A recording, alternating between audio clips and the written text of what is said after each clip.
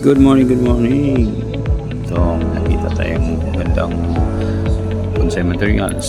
Sampalok. Ganda ng forma. Kaya, tirahin na. Ito, malambot ang lupa. Kaya, karoon ako ng time na kunin ko siya. At ilipat sa magandang paso. Sa 3 pot lang muna. Isang linggo ko pa ito na kita eh. Ngayon ako nagkaroon ng time na kuha na.